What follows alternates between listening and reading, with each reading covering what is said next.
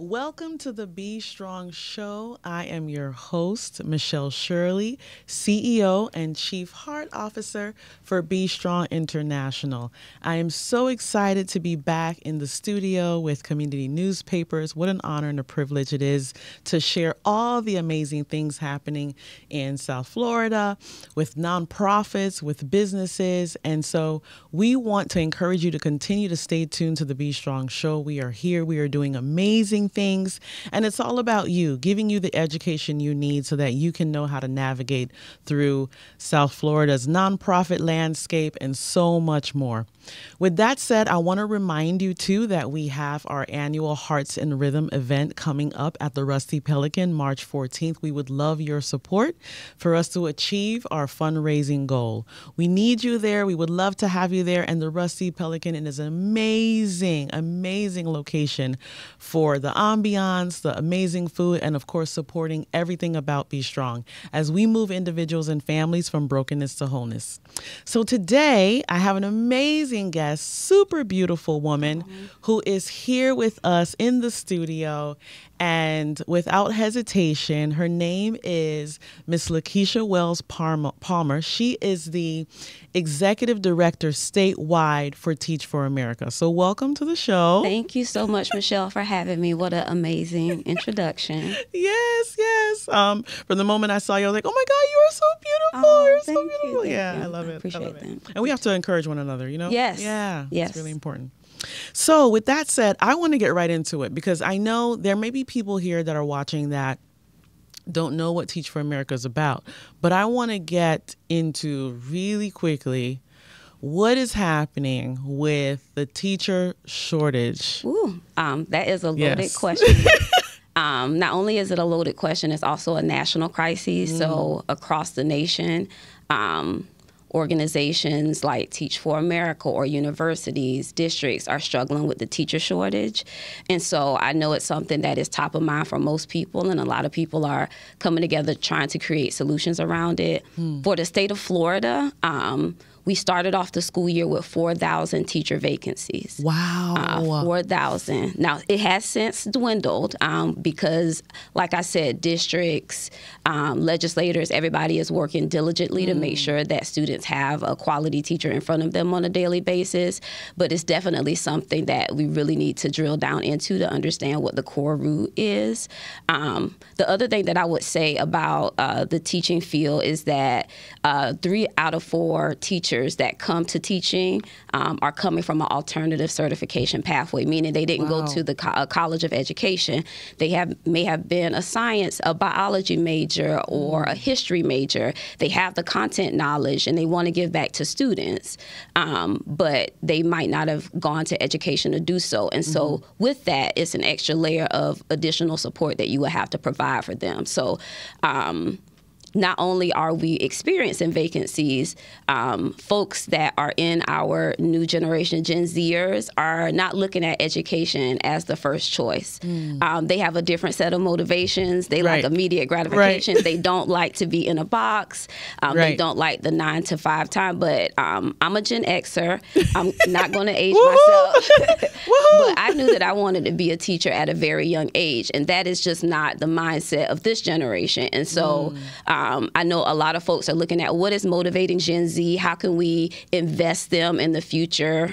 Because eventually the students that we are serving are going to be taking care of us. So we have to have some level of responsibility. But we're focusing on closing the vacancy gap by looking at front of the funnel recruitment strategies. How can we motivate the next generation? How can we pull from other fields to put folks on an education pathway? But we're also focusing on retaining the teachers that are in the classroom, because we started to see folks that have been in the classroom for a long time not be invested in it anymore, and they are transitioning to other roles. So we're trying to close it at both sides of the funnel.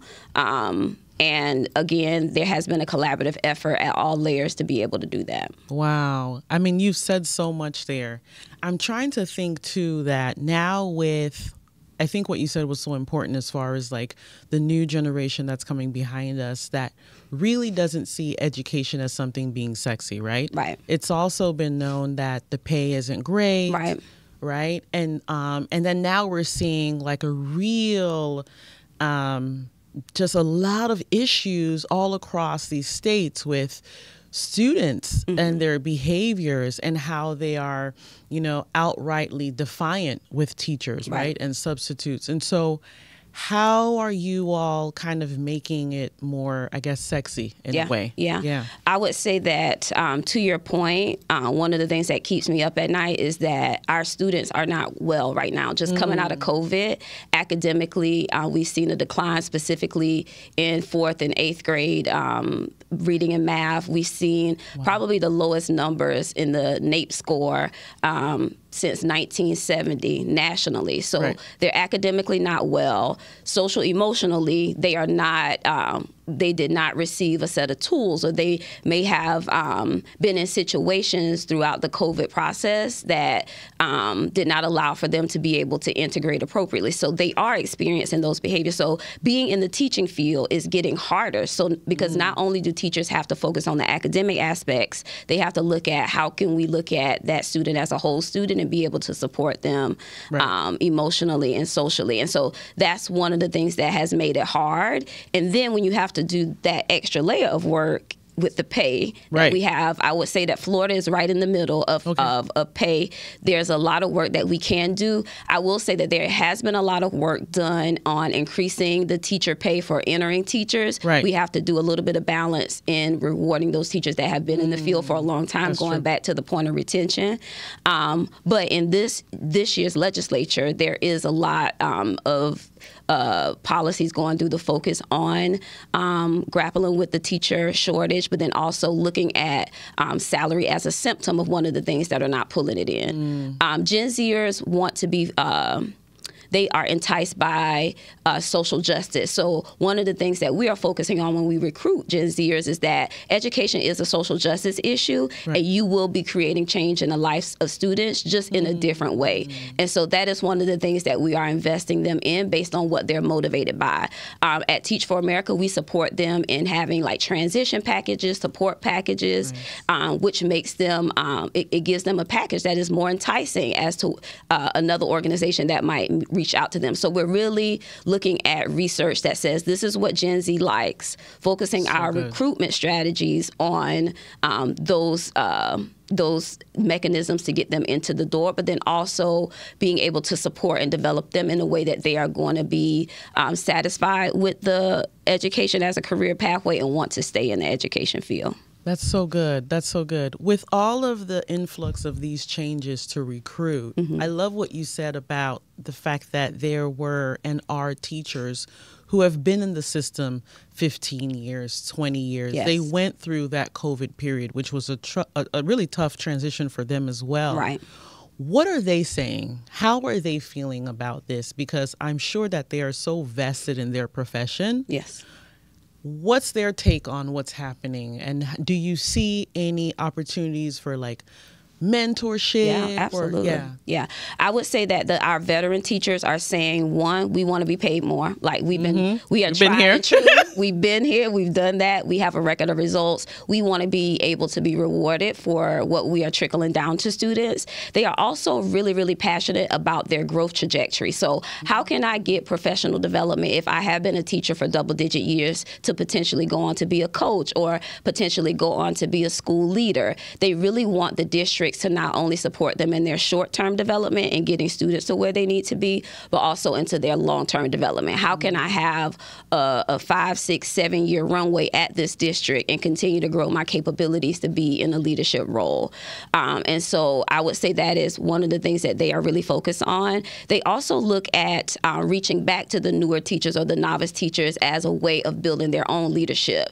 And so we like, at Teach for America, we like to pair our novice teachers with veteran teachers that have been in the classroom for years, because they are the ones that are going to teach you the lay of the land. They're going to teach you the mistakes that what not to make. And so whenever we partner with the school and bring our Teach for America teachers into the school community, we make them a part of the community. They have to be a fabric of that being, adopting the vision, principles, mindsets of what that school environment is, and looking at that broader school network as a school community community that they are a part of in addition to the Teach for America network. Wow. And you have, when I think about that, I think that's such an amazing business model because it also helps the younger teacher that's coming in to recognize long term, this is what I should be doing if I'm thinking about legacy. Right. It gives them something to look at. Yeah. Like, I can see myself being in the classroom for 12 years now if I have had this relationship with Ms. Richardson. Right. Yeah. So yeah. And I think the key is pairing them with someone who has that joy, right? Right. Really selecting and making sure that mentor is, you can still see that, you know, while things might be hard, you know, they are so deeply passionate. They are so the same from when they started year one. Right. I think is contagious. You all, because of that model, I feel like that's what's led into your alumni network. Like you have talk about that, because that to me was like mind blowing. Okay, yeah. So typically people look at Teach for America for what I call the middle of our pipeline trajectory. We actually have a beginning, middle, and end. We have our Ignite Fellows. Those are the individuals we recruit in their freshman and their sophomore year. They focus on high impact tutoring. Those are the Gen Zers that we get really riled up in being invested in education, give them a soft touch on how they can impact kids, and we're going to cultivate them to be the next generation of leaders. Our traditional model are the folks that we recruit in their senior year to come in and serve a 2-year experience. Most of them in the state of Florida stay beyond that. We have an 86% retention rate, and so we really focus on it being a lifetime trajectory. Once they finish the 2-year program, they move on to what I call the lifetime investment in education, which is our alumni body. Across the state of Florida, we have about 2,000 alum.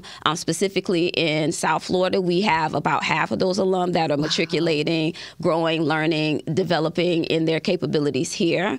And so I look at the alumni as our key lever, because they have been in the classroom in the education system for 6, 12, 15 some odd years. So teachers are wonderful. We need them now to impact 100, 200 kids. But can you think about a school principal that might be impacting thousands of kids, or a school board member that's a Teach for America alum and they're impacting a whole district, or someone working at the DOE impacting a whole consortium? And so those are the types of systems level leaders in education that we are focusing on developing our alumni into. And I get really excited talking about the alumni story because I just look at them as they are going to be those that are the leaders that are making the critical decisions that are going to shape our educational landscape. So true. So true.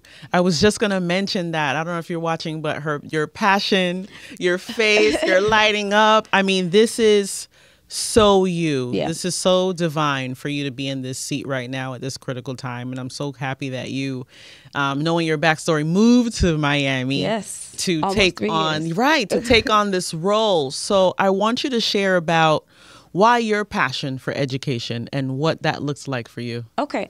When I think about why I wanted to be in education, I look back and I look forward. I grew up in a very rural town, South Carolina. My mother had me as a teenager. And so we were growing up at the same time. And I just was innately good at school, but, you know, I didn't have that accountability system. And so there were teachers that saw something in me that I didn't see in myself. I just remember in 3rd grade, my 3rd grade teacher, Miss Hopper, there were a set of students that were being pulled out of the classroom and going to a special class. So I remember sitting on her lap, and yes, back in the 80s. You could do that. You could do that. Not today. Not today. And I was like, well, Miss Hooper, why are these kids going out? She was like, those are our gifted and talented students. They go out, they get an extra set of, learning at a higher level. And I was like, well, I want to go. Right. And she was like, okay, well, we'll get you tested. And that was my first entry point in being able to have a more elevated experience. So it was people like Miss Hooper that believed in me. It was teachers like Miss Williams that pulled on me. And so I think back to that, and I wanted to be that for my students, especially in mathematics. So I soared in math. I made straight A's in math all through. So I was like, I'm going to go to college and major in it, which was not probably the best thing because it was hard. Because in college, when you're studying math, you understand the why behind it. And so I just remember my real analysis class doing one math problem that had 3 chalkboards that I had to fill 3 chalkboards. But I want, my favorite thing about math is like when kids' face light up, because math is scary, especially for students of color. And you never really find people that are excited about math. So I wanted to take my joy, my achievement for math and give that to my kids, especially my students that were afraid of it. And so I want everybody in this nation to have the opportunity to have a Miss Hopper, Miss Wells, Miss Richardson. But I also think I think about my 3 boys. I have 3 school-age boys that go to school here in Miami-Dade, and there are stark statistics about black males, especially black males that cannot read at a 3rd grade level. And so I look at my boys and I was like, this education system has to be set up to prepare you to have a bright future, your peers and other students that might not have the same level of access or opportunity to have a education that's going to allow for them to make true choice about their future. So that's a little bit about my why. I know that I am here for education. I never thought about being in any other field. This is my 23rd year in education. So wow, look at the face. I started these faces. I started at 10, but I can't see anything else in my pathway for my future, except for being able to ensure that education is first and foremost for all folks. Yeah, and I love that story. I think it's not strange that if you were to ask people a lot of times who was influential in their life besides a family member, the next thing that typically would come up is a teacher. Yeah. Right? And so I think we have to put emphasis on how important teachers really are and make sure that the entire landscape really provides for them, because they are the foundation of everything really that we do. We cannot do much without an education, without learning, without starting from, the beginning and getting those basics on how to learn. That is so incredible. I'm just so excited that you're here with us. I want to, in a few minutes, we're going to play Social Yaks, but I want to ask you, where do you see this landscape being in the next 5 to 10 years? Because I feel like there are so many options now for schools, for the types of schools that are being set up. And there was a big thing when, charter schools came out and, you already have private schools. And so what do you see happening in the educational landscape as a whole? I do feel like at this point, everybody that's working on educational system barriers are focused on the right things. Literacy is at the top of everyone's mind, because we know that there are specific key educational milestones that will support kids in having a good trajectory if they master those. So they're focused on the right things, making sure kids are grade level in reading and math, making sure that they are in school, and making sure that if there is an infraction, there are other ways for kids to continue to matriculate and not be out of school. So we're focused on the right things at the short term, and making sure we're wrapping around kids for other supports. In the long term, we really have to pull ourselves up and think about how we're shifting education into 21st century strategies. If you think about when you were in school, when I was in school, it's pretty much the same way. The system has been the same for the whole time. And so now we got to think about how are we going to embed AI into education? What are other innovations that are going to support teachers in getting students to outcomes? So I feel like in the next 5 to 10 years, we'll start to see differentiated ways where students can show how they are mastering content above a test. They're going to move forward to standards-based instruction and things of that nature. So I have hope about how we are going to change the educational trajectory, long-term and short-term, because I feel like we're all kind of collectively focused on the right things, and we're going to move the needle in the right direction. Will it be perfect? Absolutely not. But I think that we'll begin to look at innovations and best practices that that we can pull from to continue to elevate opportunities for students and educators moving forward. So good, so good. I would love to talk more about this, but we're coming down to the wire, and it's so interesting to me because actually when I thought about this morning, even driving here, my mom was a teacher. She was a teacher in the islands, so I was like, no wonder I do this with the kids. It's almost like the giftings that kind of pass through generations, and you don't realize that you're doing it. Right. And it didn't hit me until today, like, she was a teacher, right? And we're talking about this. So really cool to see how, even the giftings that we've passed on to us, we don't recognize how much teaching is a part of our everyday lives. I think when we're even in the schools, we're teaching heart skills, and we still need, the facilitators and the educational support from the system to come in and fill those gaps where kids are emotionally just really struggling and they're needing help to navigate through certain traumas. Yeah, you all are definitely teachers. You're teachers of the heart. Yes. Like, we just teach it different. We're teachers of the head at Teacher America. You all are teachers of the heart. So I love that, everybody, like you said, is responsible and needed to be able to grow our students. Yeah, sounds good. All right. So we're going to switch quickly to the part where we play Social Yaks. Woo. You can look this up online. We are selling it on Amazon and on our website. It's an amazing tool if you want to get to know someone better, if you want to encourage empathy and vulnerability. We do it with corporations. We do it with other nonprofits. We've had a really great time with this game, and stay tuned for so much more to come with that. So we will start. The first part of the game is breaking the ice. So I'm going to have you pick the first card. Okay. Read it aloud to the audience, and then they're going to get to know a little bit more about you. What's one thing that can instantly make your day better? Okay. The one thing that I know instantly makes my day better is I have a 6-year-old. And when boys get older, they don't want to hug. Right. And so not my 6-year-old. I am what you call, I am the best cuddle buddy in the house. And so what makes my day bright every morning is him coming into my room, and like for 5 minutes, we just sit and cuddle.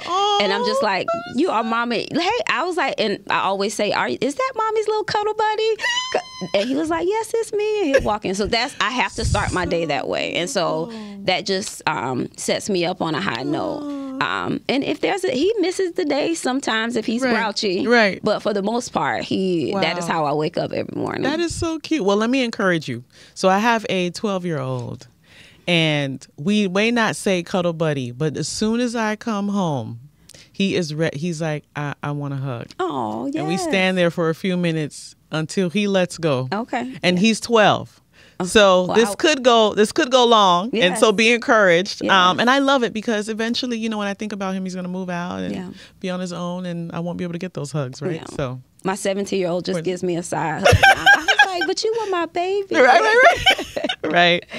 Life changes. All right. So we are going to go to the next level because we're getting short on time here. Get social. That is our yak level. All right. Ooh. This one is, what was your favorite game or toy growing up? This is definitely going to age me. But my favorite game that I would spend hours on the computer playing was Oregon Trail. Oh my goodness. I loved Oregon Trail, and I wanted, determined to beat it. I wanted, if my folks went into famine, we were going to buy food. I'm like, it really taught you like survivalist, like, because you're in the buggy, you be like, oh, the buggy, the wheel broke, the tire. Let me use my little money. I wish they had an Oregon Trail. Oh my goodness. I wonder if it still exists. Now you're going to make me go and look that up, because that was such a cool game. They probably still have it. I loved it. I remember like trying to go, and then you got to go this far. Yeah. And then the tires break. Yeah. Or somebody says your they're axle. hungry. Your axle. Yeah, your axle. Yeah, it's not the tire. No. Yeah, your axle. Oh my goodness. Yes. But yeah, so funny. Not only did it teach you about history, it taught you how to be a survivalist on the land. literally through your computer. So cool. All right. So we're going to dig a little bit deeper. I'm going to help you pass it to you there. Okay.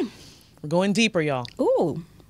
Describe your family in a sentence. Lord. My family is joyful, complicated while being loving. Yeah. We know we love each other. We might have our differences, but we always come together in joy. Like there's never anything that we can't navigate together. Yeah. But again, we all have our entry points. Yeah. So good. Yeah. So good. Aw. That's so great. All right. So the purpose of this game is as you begin to share, which of course in another setting would have played this longer. You know, you're opening yourself up to people who you may not know, or maybe with family members, or you're playing with friends. The last part of the game, which is use wisdom, is where you're going to read the card and I'm going to share something about you. And so it kind of seals you back up. I love it. Yeah. So I'm going to pass I definitely was not playing this right. See? No one does. Okay, we're going to do a tutorial on playing social yaks. So I'm just kidding. Okay. What is one thing that you believe I should be grateful for and why? I would say I think you should be grateful for the fact that Miss Hopper, right, saw something in you that was so special. To today, you are creating, oh my goodness, you are creating like millions of Miss Hoppers. Oh. If you really think about it. And I don't know when you might have recognized like I'm on to something here, like, but I see it from the moment that I met you and the way you talked about Teach for America. I think you should just be, I think the gratefulness just comes from knowing that you were divinely just set up all along, right? Yeah. It was the right time for you to ask that question. It was the right time for Miss Hopper to be there. It was the right time for you to go to that school and realize like, oh my goodness, I'm majoring in math, which I barely meet people that say that they have a degree in math. So I think you are just way cool. But that's what I think you should be grateful for, that you are creating so many Miss Hoppers and you're changing so many kids' lives. And, you know, one day I hope you get to see, when you're older, you get to see the fruit of your labor. I'm hoping for it. Fingers crossed. Fingers crossed. Really, really good stuff. Oh my goodness. I would love to spend more time, but of course we have a timed show.